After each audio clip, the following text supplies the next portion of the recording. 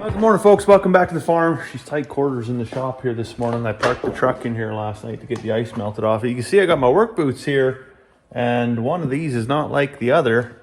So this morning I noticed there was a gap right here, and I thought, well, that's kind of strange because this one doesn't look like that. So I got, squeezing on it, and I'm like, oh, what's going on? So it's actually the sole has started to separate here. I initially was really concerned. I'm like, well, I can't have these start to leak or nothing because I still got 6 payments on these. Anybody that's ever had to buy a pair of good steel-toe boots knows that these aren't inexpensive by any means. So I got to get through the rest of the winter till my boot allowance comes back from work. So that means we're going to go to the repair shop. And by go to the repair shop, I mean we're going to go to the back corner of the shop here. So tube of black silicone and a good old C-clamp. We should be able to inject some into the corner of the boot here, or in the front of the boot, and then hopefully get this thing tightened back up. I don't have any special kind of applicator or anything like that, so I'm just going to squirt a whole bunch in there and then just use this cut off piece of plywood and just kind of lather it in there like a butter knife. And then I'll put the C-clamp right on the toe here. Keep everything tight and right.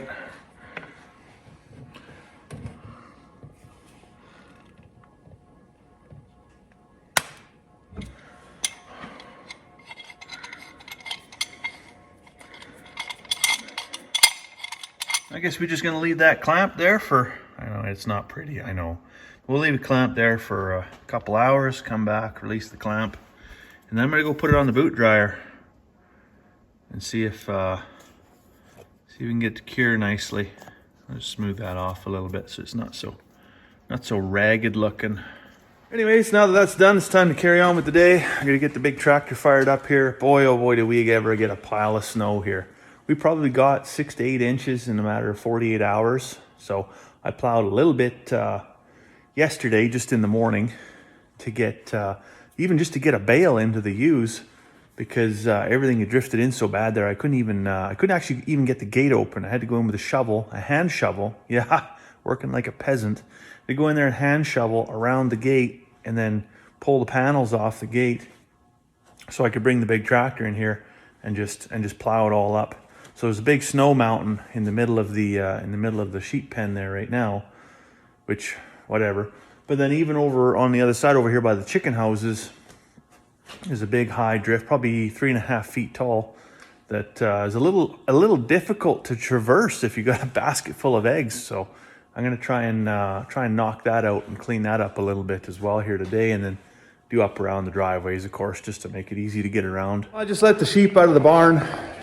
We're about a week away from, well, not even quite a week away from our potential first lambing date. So I've been bringing the ewes in here at night now. I just let them out. Let the little dog in again. He's kind of a joke. He's not really little at all. Look at that big fella. Anyways, I set him up the other day in a little kind of run behind the barn. And after some conversation with my wife, I realized that was the wrong decision to make. So because he's behind the barn, if for whatever reason he were to escape, I would have no idea because you just don't even see him. So what we're gonna do today is relocate him out to here somewhere. I'm not sure, but somewhere where you can see him from the house. We thought about maybe right there, but that's gonna be in the way. I want to bring a bale and feed. So we'll put him over on this side somewhere where he still has some shelter, shelter from the wind, and he can be seen from the house if there's any shenanigans afoot. Well, I got the giant snowdrift plowed out, got the rest of the yard all plowed up, and I got my little warming box in the bucket of the tractor there, so I'm going to ferry that over to the barn here before lunch. Try and get that all set up so that if we do have any lambs, because winter's certainly not going away. It's supposed to be minus 30 tonight. I'm not a fan. All right, so the warming box is moved over. I'm just back here with the 2 rams. Down at the bottom of this little paddock, there's a little catchment pen. I think it's like 6 or 8 panels. I'm gonna scoop that up, throw it in the tractor bucket. I thought it was interesting though, because it's still minus 20, but the sun is out. And so the sun's hitting that roof And the amount of water that's coming off that roof has filled up this trough. You know, it never ceases to amaze me how much just basically precipitation you can capture, and very, very rare during the winter that I actually have to string the hose over and fill that up. It's happened I think twice this winter is the only time I've really had to fill that up. So if it snows or if it rains, you might as well make use of it. So something that's kind of interesting, this ram here, I tell you can never be too careful with these little buggers, because you walk down there and he took a run at me and I had to give him the back of the hand, you know, just flip the gauntlet at him, and then he's on you the whole way down the hill, right? And not like wanting to headbutt, but just, you know, he's got enough downward angle that he's posing a threat. You always have to be cautious, no matter how cuddly you think your ram is. He's about 260 pounds of headbutt, right? It's not going to be a good time if he comes up behind you and rearranges your day. So you always want to approach them with caution. The other thing too, you really want to be careful how you interact with them. So if you feed a lot of grain to your rams, you can expect that the day you come in and you don't have grain, that he's going to have certain expectations of you. The other thing that you really want to be cautious of, especially with rams, is bottle-fed rams. If you've got a human-animal interface during their developmental months or even that first year, quite often they can see, it's surprising how this works, sheep psychology, right? But they can actually eventually see you as either a sexual opportunity or a sexual threat. So certainly not something you want to get the backside of when you got a 275 pound animal with a nut sack this big, right? So probably best to just be cautious all the time. All right, I'm in the barn here now. You get a little flush. Boy, I've actually working for a living here. But I'm in the barn here now. I moved the little dog run from out back there. Used the extra panels that I got from over behind the shop. Now I'm gonna grab what I have left from behind there and put them back in along this kick-plated wall here, so I can just have it folded up. But if I need extra pens, I can just deploy it quite quickly.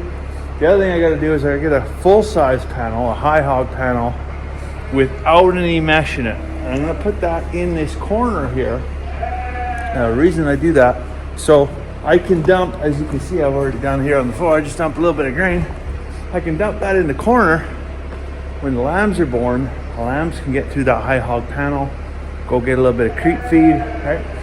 And the ewes can't go through there and bully them and push them out of the way. Now, that's pretty important for rumen development in a young lamb, especially when you're trying to meet market weight. And well, you know, we don't get that much time on pasture here, that's for sure. Thought I was flush before. Now I'm really flush. So you can see I got my other pen set up on the other side here, and this is my creep feed pen. So like I said, I just take a high hog panel. I don't have a 7-footer. I just got 10-footers.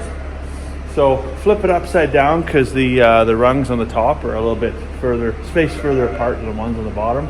So the lambs can get through there, but the ewes can't. And then so this will be my dedicated creep feed pen.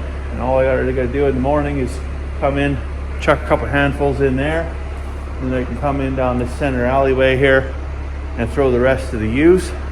And there's no competition, no bullying. Everybody gets a few little bites. Everybody's triple happy teddy bears. You know who's not triple happy teddy bears because they haven't had a few bites? This guy, I tell you, I need to run to the house and get a ham sandwich, or I'm going to turn vegan here pretty quick. I'm going to start eating hay bales. Getting Gant.